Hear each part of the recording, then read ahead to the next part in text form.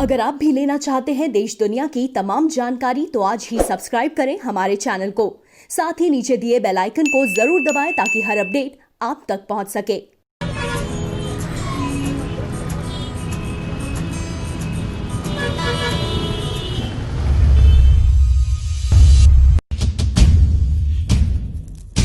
नमस्कार, भारत साक्षी news network के खास कार्यक्रम चाय पर समीक्षा में आप सभी का स्वागत है। इस सप्ताह बहुत से मुद्दे रहे, लेकिन बात करेंगे जरा कंगना रनौत की। पहले तो हम आपसे एक प्रश्न पूछना चाहते हैं कि क्या आपको भी महसूस हो रहा है, वो डायलॉग आपको भी सुनाई दे रहा है? इतना सन्नाटा क्यों है भाई? हंगामा तो हो रहा है महाराष्ट्र में, लेकिन सन्नाटा भी है। सन्नाटा है अवार्ड वापसी गैंग का, सन्नाटा है कैंडल मार्च निकालने वाले गैंग का। ये लोग कहाँ हैं? इन लोगों को असहिष्णुता नजर नहीं आ रही क्या? क्या कैंडल इनकी सारी की सारी पिघल गई हैं कि ये लोग मार्च नहीं निकाल पा रहे हैं? इन्होंने तो, जो प्रधानमंत्री ने जब कहा था कि आप दिया जलाएं, मोमबत्ती जलाएं, तब भी मोमबत्ती नहीं जलाई थी, तो उनकी मोमबत्तियां गई कहाँ हैं? अब देखिए कि जो अवार्ड वापस करते थे और अवार्ड वापस करने की घोषणा कर देते थे, लेकिन अवार्ड वापस नहीं करते थे, वो लोग कहाँ हैं? ठीक चुनाव से पहले, चाहे विधानसभा के चुनाव हो, चाहे लोकसभा के चुनाव हो, प्रधानमंत्री नरेंद्र मोदी और उनकी सरकार को बदनाम करने के लिए जिस तरीके से ये अवार्ड वापसी गैंग सक्रिय होता था, आजकल कहाँ है? क्या कंगना रनौत के साथ हो रहे अत्याचार से इन्होंने आंखें मूंदी हुई हैं? कहाँ हैं ये लोग? कंगना रनौत पर जो अत्याचार हो रहा है उस पर सोनिया गांधी क्यों नहीं बोल रही हैं? उस पर प्रियंका गांधी क्यों नहीं बोल रही हैं? उत्तर प्रदेश में यदि किसी भी महिला के साथ कुछ भी अगर गलत काम हो तो प्रियंका गांधी सुबह उठते ही 7 बजे ट्वीट कर देती हैं, सोनिया गांधी बयान जारी कर देती हैं, राहुल गांधी भी ट्वीट कर देते हैं। लोग चुप क्यों हैं कंगना रनौत के मुद्दे पर? उनका घर गिरा दिया गया, वो भी तब जबकि वो रास्ते में थी, घर पर नहीं थी, और 24 घंटे का जो नोटिस दिया गया था उसका जवाब दिया गया, लेकिन वो जवाब लेने से मना कर दिया और पहले ही आपने घर गिरा दिया, ऑफिस में तोड़फोड़ की है, वो भी उस लड़की ने। देखिए, ये जो कंगना का सिर्फ घर गिराया गया है, बात यहीं तक सीमित नहीं है। इसका आप थोड़ा सा इसका गूढ़ अर्थ समझेंगे तो आपको दिखेगा कि ये जो पहले से बैठे बिठाए लोग हैं, ये जो परिवारवाद वाले लोग हैं, ये जो वंशवाद वाले लोग हैं, इनको ये भाता नहीं है कि कोई छोटे शहर से उठकर महानगर में आ जाए और आपसे बड़ा बन जाए, आपसे बड़ा अदाकार बन जाए, आपसे बड़ी अदाकारा बन जाए, आपसे बड़ा नेता बन जाए। अब सुशांत सिंह राजपूत पटना के एक जो मोहल्ले से निकल कर आया और आकर मुंबई में छा गया, देश पर छा गया। क्या हुआ उसके साथ? सच सामने आना बाकी है, लेकिन अगर आप लोगों की धारणाएं सुनेंगे, लोगों के मन की भावनाएं को जानेंगे, तो आपको पता लगेगा कि लोग क्या सोचते हैं, कि उसकी आत्महत्या थी या हत्या थी। लोग कहते हैं इस बारे में, अब हालांकि सच क्या है वो सीबीआई सामने लाएगी। कंगना रनौत हिमाचल प्रदेश के मनाली जैसे एक छोटे शहर से उठकर आई और अपनी मेहनत के बल पर अपना मुकाम बनाया कि फिल्म इंडस्ट्री में वो एकमात्र ऐसी अदाकारा है जो अपने अभिनय के बल पर और सिर्फ अपने बल पर फिल्म को हिट कराने का मादा रखती हैं। तो कंगना रनौत को, और शायद सुशांत सिंह राजपूत हैं, इन लोगों को, और ऐसे ही और भी लोग हैं जिनको शायद ये जो वंशवाद वाले लोग हैं, परिवारवाद वाले लोग हैं, और ये जो परिवारवाद वाले लोगों का एक समूह है, जो वंशवाद वाले लोगों का एक समूह है, ये नहीं चाहता कि ये लोग पनपे, ये लोग आगे बढ़े, और इसीलिए ये सब तरह की कार्रवाई की जाती है। इसका, ये जो कंगना के साथ हुआ है, इसका मर्म समझना चाहिए। और कंगना ने एक बेहतरीन निर्णय लिया है कि वो जो तोड़फोड़ हुई है उसको ठीक नहीं कराएंगी, उसको वैसे ही रखेंगे। और ये एक संदेश है महाराष्ट्र की उद्धव ठाकरे सरकार को। अब देखिए कि महाराष्ट्र की सरकार की ही लीजिए, अब 3 जो दल हैं उन्होंने मिलकर सरकार बनाई है। तीनों दल किस तरह से सरकार चला रहे हैं, ये जब से सरकार का गठन हुआ है तब से सामने आ रहा है। मुख्यमंत्री भले हैं उद्धव ठाकरे, लेकिन चला रहे हैं सरकार को शरद पवार। अब बात करते हैं जरा, पहले ये जो कंगना वाला मुद्दा है इसी पे रहते हैं, जो तोड़फोड़ हुई है उसी पे रहते हैं। तोड़फोड़ बीएमसी ने की ये कहकर कि वो अवैध निर्माण था। अवैध निर्माण क्या बंबई में सिर्फ कंगना का घर है? अवैध निर्माण तो बहुत सारे, और जहां पर तोड़ा गया है कंगना का ये जो ऑफिस था, आप देखिए कि इसके उसी, अगर मोहल्ले की बात करें तो ऐसी जो रिपोर्टें सामने आ रही हैं कि वहां पर और भी कई सारे ऐसे अवैध निर्माण हैं। और अवैध निर्माण इतने सारे हैं कि आप बंबई में देखेंगे, खासतौर पर जो ऐसे एरिए हैं जहां पर कि बहुत ज़्यादा आबादी रहती है, वहां पर अवैध निर्माण इतने ज़्यादा हैं कि अगर वो गिर जाएं, और खासतौर पर उनकी हालत भी जर्जर है, अगर वो गिर जाएं तो कितनी बड़ी जनहानि हो सकती है, और होती भी रही है। बीएमसी उस पर कार्रवाई नहीं करती है।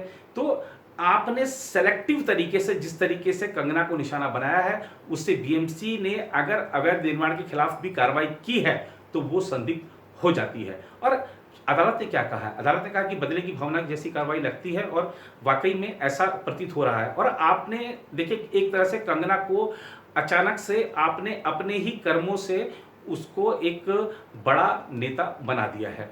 सेल्फ गोल किया है शिवसेना ने, सेल्फ गोल किया है महाराष्ट्र सरकार ने, और कंगना को एक मौका मिल गया है जो अभी उनकी कह सकते हैं उनकी अभी जो भी राजनीतिक हैसियत थी उससे वो बड़ी राजनीतिक हैसियत बन गई है, बड़ी राजनीतिक शख्सियत बन गई है। और आप देखिए ना, अकेले दम पर जिस तरह कंगना महाराष्ट्र सरकार से लोहा ले रही है, वो दर्शाता है कि ठाकरे परिवार की जो ठनक थी, ठाकरे परिवार की जो धमक थी, वो महाराष्ट्र से समाप्त हो चुकी है। बाला साहेब के जमाने में जो ठाकरे परिवार ने जो कह दिया, बाला साहेब ने जो कह दिया, वो पत्थर की लकीर होता था। अब मैं आपको एक घटनाक्रम का जिक्र करना चाहूंगा क्योंकि मैं साक्षी रहा हूं उसका। बाला साहब ठाकरे को जब छगन भुजबल गृह मंत्री हुआ करते थे महाराष्ट्र के, उस समय बाला साहब ठाकरे की गिरफ्तारी की खबर आई, सारी टेलीफोन लाइनें ठप हो गई थी, महाराष्ट्र में सब दुकानों के शटर गिर गए थे, महाराष्ट्र में बिल्कुल सब कुछ सन्न हो गया था, कहीं कोई आवाज नहीं।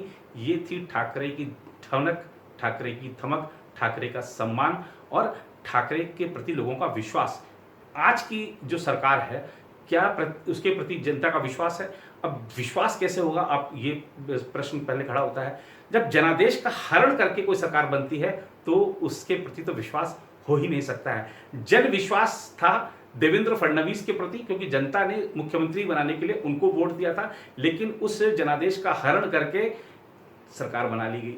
और सरकार भी कैसी बनी, जो कि विचारधारा के स्तर पर एक दूसरे से बिल्कुल अलग दिशा वाले दल हैं, वो लोग आकर सरकार बना लिए और अब सरकार चल रही है। सरकार किस तरह से चल रही है ये सब सामने आ रहा है। कुछ ऐसी रिपोर्टें भी समय समय पर आती रहती हैं कि जो कांग्रेस के मंत्री हैं या एनसीपी के मंत्री हैं, वो ये कहते हैं, खासतौर पे कांग्रेस के जो मंत्री हैं वो अक्सर कहते हैं कि हमारे को बड़ी शिकायत है मुख्यमंत्री से, क्योंकि वो चर्चा नहीं करते हैं और निर्णय ले लेते हैं कई बार, और हम चाहते हैं कि वो चर्चा करके निर्णय हो तो कुछ चीज़ें स्पष्ट रूप से सामने आए। और उनका जो खासतौर पर कांग्रेस के मंत्री हैं, उनका ये कहना है कि हम तो सिर्फ इसलिए इस सरकार को साथ दे रहे हैं कि हमें बीजेपी को सत्ता से दूर रखना है। तो बीजेपी को सत्ता से दूर रखने का लक्ष्य लेकर ये जो दल काम कर रहे हैं या जो साथ आए हैं, उसमें आपने बीजेपी को तो सत्ता से दूर रख दिया है, लेकिन जनता को जो चीजें मिल सकती थी, जनता का जो कल्याण हो सकता था, महाराष्ट्र का जो विकास हो सकता था, आपने उसको, महाराष्ट्र को भी उन सबसे दूर कर दिया है। ये बात जान लीजिए, क्योंकि जिस तरीके से सरकार चल रही है उसमें सरकार किस तरीके से अपना कार्यकाल पूरा करे उस पर जोर है, विकास पर तो जोर ही नहीं है। अब कोरोना को ही ले लीजिए, महाराष्ट्र में 23 हजार 25 हजार एक दिन में मामले सामने आ रहे हैं। और ऐसा नहीं है, देखिए अब अन्य राज्यों का डेटा उठाकर देखेंगे, उसका एनालिसिस करेंगे तो एक चीज़ जो सामने आ रही है वो ये है कि जो कुछ स्टेट्स ऐसे हैं कि जिसमें आकर कोरोना चला गया है, हालात नियंत्रण में है, कुछ में आके दोबारा लौटा है, कुछ में अभी बहुत सामान्य चल रहा है, कुछ ज़्यादा चिंता की बात नहीं है। इस तरीके के एनालिसिस हैं। महाराष्ट्र में पहले दिन से देश में सर्वाधिक मामले हैं। आप देखिए कि जो हमने जैसा कि आपको बताया कि 20 हजार 23 हजार मामले सामने आ रहे हैं, और अब अगर हम कुल संक्रमितों की बात करें तो 10,000 के आसपास पहुंच चुकी है संख्या वहां पर। और अगर आप देखें कोई जिला ऐसा हो पूरे देश में जहां पर सर्वाधिक मामले हैं तो वो महाराष्ट्र का पुणे जिला है। हालात एकदम खराब है वहां पर। और यही नहीं, आप देखिए कि मृत्यु के मामले में भी महाराष्ट्र में ही सर्वाधिक मृत्यु हैं। महाराष्ट्र के ही ऐसे अस्पतालों की तस्वीरें जहां ज़्यादा सामने आई जहां पर हालात खराब थे, लोगों को सुविधाएं नहीं मिल रही थी। तो ये महाराष्ट्र की सरकार है, ये बीएमसी का ध्यान है कि हमें कोरोना से नहीं कंगना से लड़ना है। कोरोना तो उससे तो लोग ही लड़ देंगे, लोग लड़ रहे हैं, कोरोना से लड़ने की जरूरत नहीं है। बीएमसी को पूरा ध्यान कंगना पे लगाना है, महाराष्ट्र सरकार को पूरा ध्यान कंगना पे लगाना है। और ये सब दिखाता है कि महाराष्ट्र सरकार की प्राथमिकता क्या है। ये एक चीज और दिखाता है कि अगर सत्ता में बैठा व्यक्ति, उसके पास प्रशासनिक अनुभव नहीं है, उसको राजनीतिक अनुभव नहीं है, तो हालात राज्य में इसी तरह के होते हैं। ऐसा नहीं है कि जो गठबंधन सरकारें हैं वो काम नहीं कर पाती हैं। राज्यों में अनेक ऐसे शानदार उदाहरण हैं जहां पर गठबंधन सरकारों ने अच्छा काम करके दिखाया है और सत्ता में लौटी हैं। गठबंधन सरकार ही सत्ता में लौटी है। लेकिन महाराष्ट्र में ये गठबंधन क्यों विफल हो रहा है? ऐसा नहीं कि एनसीपी और कांग्रेस पहले साथ नहीं रही है। एनसीपी कांग्रेस ने पहले भी मिलकर वहां पर सत्ता चलाई है, काम किया है और चुनाव जीतकर दोबारा सत्ता में लौटे हैं, अलग अलग भी अच्छा प्रदर्शन किया है। अब लेकिन शिवसेना के हाथ में नेतृत्व आने के बाद जिस तरीके से सरकार चल रही है सबके सामने है।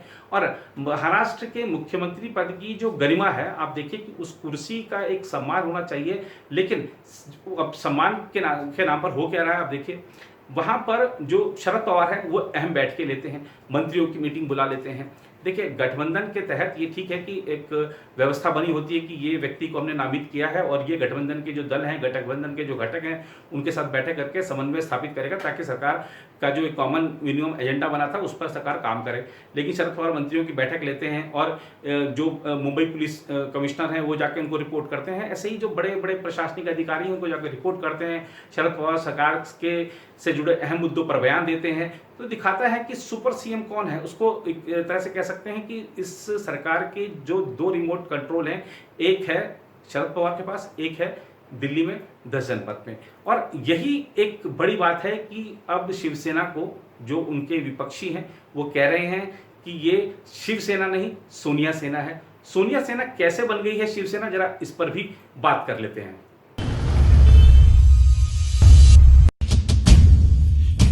अब शिवसेना सोनिया सेना बन गई है, जरा इसका मतलब समझते हैं। विपक्ष के जो दल हैं वो क्यों आरोप लगा रहे हैं ऐसे, ये जरा भावनाएं समझते हैं।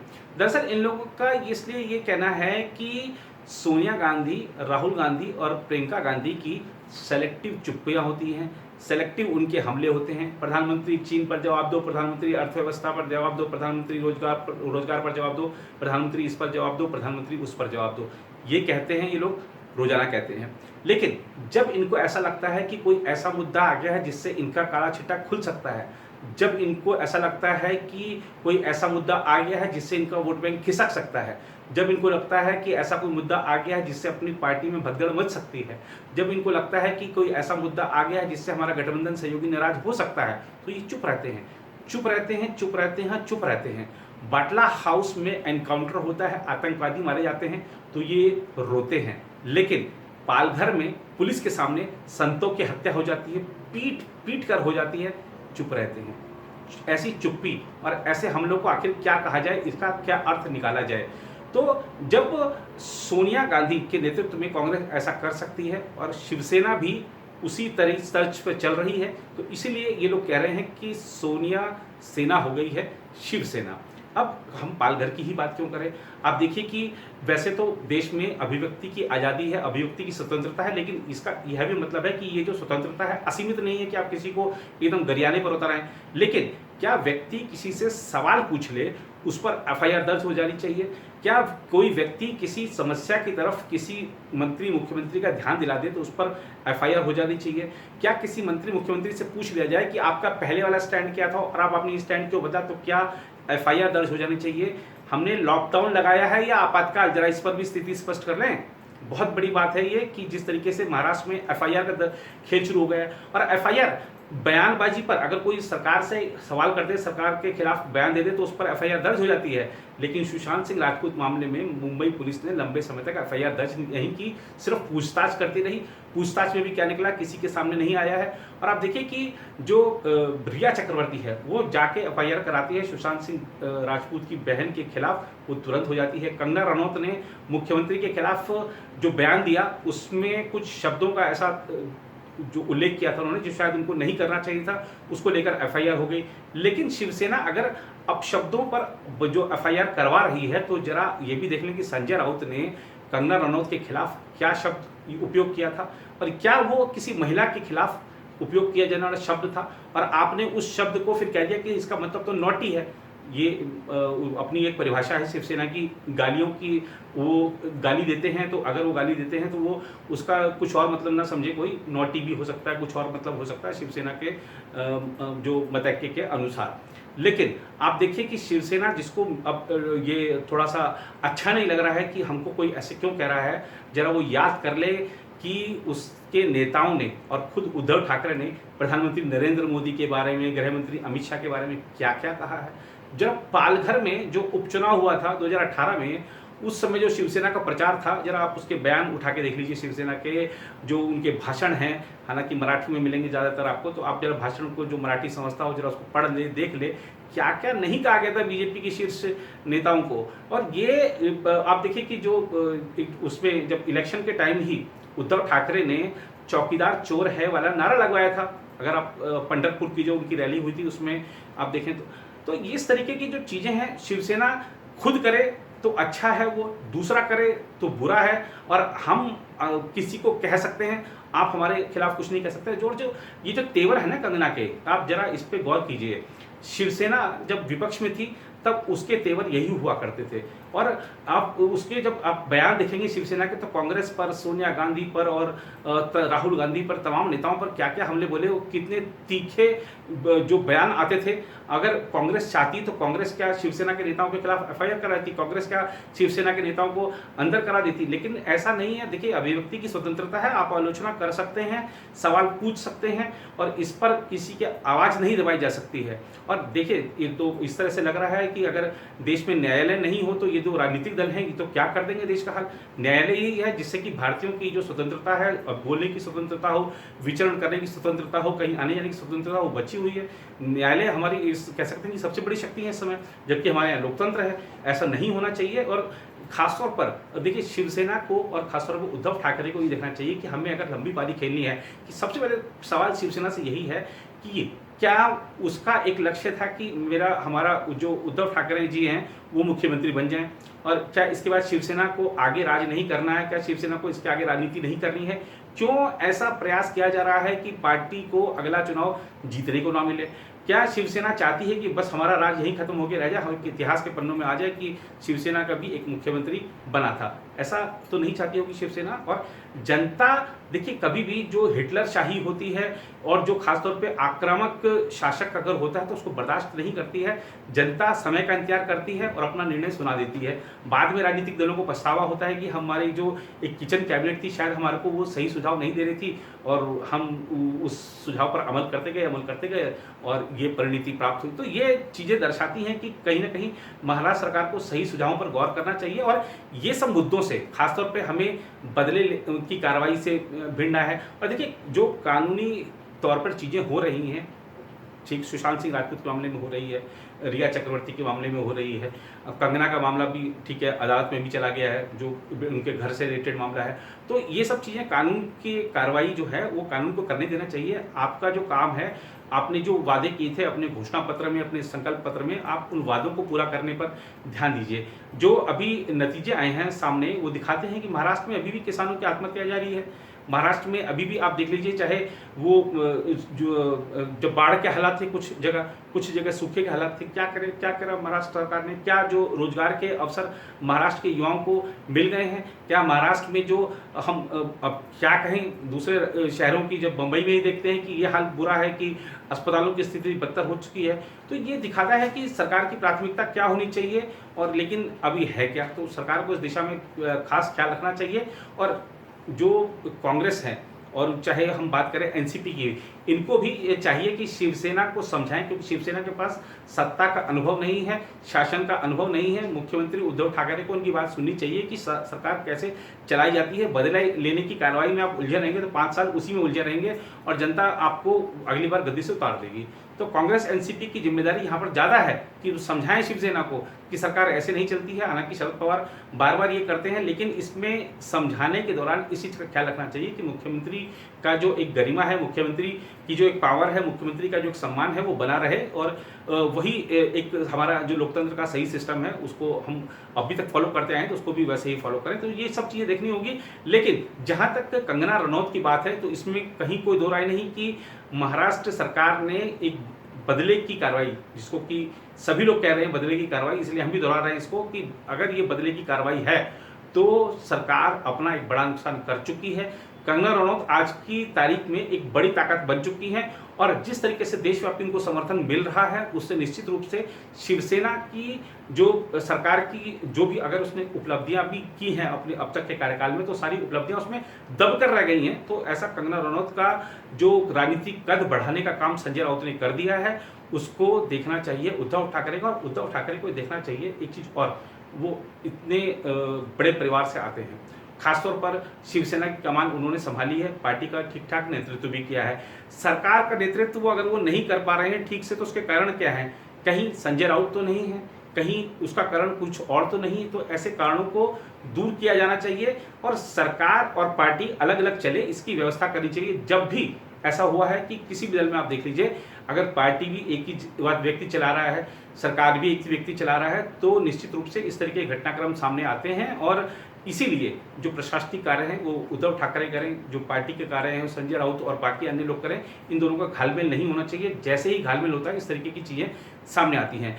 उम्मीद है कि आने वाले सप्ताहों में महाराष्ट्र का विवाद सुलझेगा और महाराष्ट्र में जो समस्याएं हैं, जो चुनौतियां हैं, उसको हल करने में जो सरकार है वो सक्षम होगी। फिलहाल जो महाराष्ट्र की सरकार है उसके लिए देश से जिस तरह का संदेश आ रहा है, वो संदेश यह है कि कंगना से नहीं कोरोना से लड़ो। जी हाँ, कंगना से नहीं कोरोना से लड़ो। फिलहाल आज के कार्यक्रम में इतना ही। अगली बार आपके साथ फिर जुड़ेंगे किसी एक नए मुद्दे के साथ और करेंगे उसका सटीक विश्लेषण।